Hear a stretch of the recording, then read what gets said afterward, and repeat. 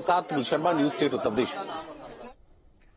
तो बीजेपी का इस वक्त फुल फोकस चुनाव प्रचार पर है। 400 पार का जो नारा है उसको पूरा करने के लिए बीजेपी के तमाम दिग्गज इस वक्त मैदान में उतरे हुए हैं। चाहे प्रधानमंत्री मोदी की बात करें या फिर मुख्यमंत्री योगी आदित्यनाथ, बीजेपी के तमाम पदाधिकारी जगह जगह जाकर तमाम सम्मेलन कर रहे हैं। प्रबुद्ध वर्ग सम्मेलन में मुख्यमंत्री खुद शामिल हो रही हैं और वर्चुअली भी प्रधानमंत्री मोदी रैलियों को संबोधित कर रहे हैं, जिससे 400 पार का जो नारा बीजेपी की तरफ से दिया गया है उसे पूरा किया जा सके। और इसी खबर पर तमाम और अपडेट के साथ में लखनऊ से हमारे संवाददाता निखिल हमारे साथ जुड़ गए हैं। निखिल, देखिए, बीजेपी जिस तेजी से चुनाव प्रचार में जुटी हुई है, अन्य दलों की बात करें तो वो काफी पीछे रह जाते हैं। बाकी दलों में अभी तक प्रत्याशियों को लेकर ही मंथन किया जा रहा है।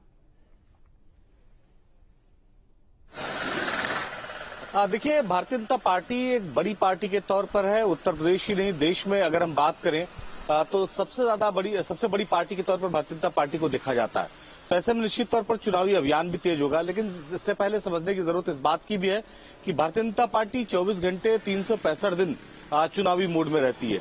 जिस बूथ लेवल की कमेटियों की बैठक कुछ दिनों पहले दूसरे दलों ने की, भारतीय जनता पार्टी ने उसकी 6 महीने पहले पूरी कर ली थी। जो बूथों पर टारगेट था वो 6 महीने पहले तय कर लिया था कि क्या टारगेट होगा। जो जातीय और क्षेत्रीय समीकरण थे जो लोकसभा सीटों के, उसका डिटेल पहले ही तैयार कर लिया गया था भारतीय जनता पार्टी की तरफ से।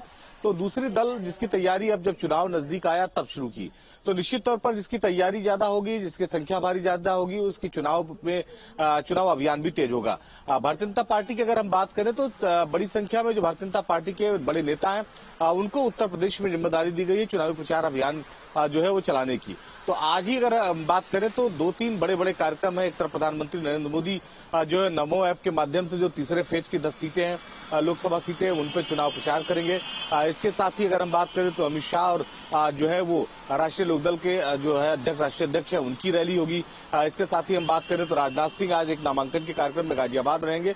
तो लगातार जो पार्टी के बड़े नेता हों, चाहे वो देश स्तर के नेता हों, चाहे वो प्रदेश स्तर के, सभी को उत्तर प्रदेश में जिनको जिम्मेदारी मिली है वो अपने अपने चुनावी अभियान को तेजी से आगे बढ़ा रहे हैं। अगर हम बात करें भारतीय जनता पार्टी की, तो भारतीय जनता पार्टी ने बूथ स्तर तक के सारे काम अपने जो है वो तय कर लिए हैं। अब जो है एक चुनावी माहौल बनाने का प्रयास जारी है भारतीय जनता पार्टी की। हालांकि दूसरे दल भी चुनावी अभियान में है, चाहे हम समाजवादी पार्टी की बात करें, चाहे कांग्रेस की बात करें और चाहे बहुजन समाज पार्टी की बात करें, सभी दल अपने हिसाब से चुनावी प्रचार अभियान में जुटे हुए हैं। तो लेकिन भारतीय जनता पार्टी की अगर हम बात करें तो भारतीय जनता पार्टी ने एक विशेष रणनीति बनाई थी कि एक आक्रामक चुनाव प्रचार रखना है पूरे चुनाव में। अब चूंकि इस बार चुनाव में फेजेस तो वही है, लेकिन समय अंतराल बहुत ज्यादा है, तो लिहाजा दूसरे दल जहां तक इसे बहुत जो है कंफर्टेबल मान रहे हैं, वही भारतीय जनता पार्टी का ये मानना है कि ज्यादा वक्त चुनाव प्रचार में मिला है, तो उसका इस्तेमाल भी ज्यादा किया जाना चाहिए।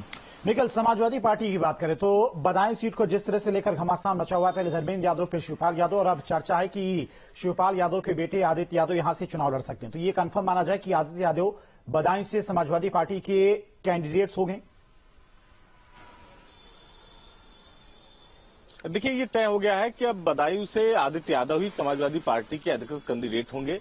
क्योंकि अगर हम बात करें, जब शिवपाल यादव का नाम इस सीट के लिए लिया गया था, अखिलेश यादव ने घोषित किया था, उसके बाद से इस बात की कवायद लगाया जा रहा था, इस बात की चर्चा शुरू हो गई थी। शिवपाल यादव ये चाहते थे कि उनके बेटे आदित्य यादव को यहां से चुनावी मैदान में उतारा जाए।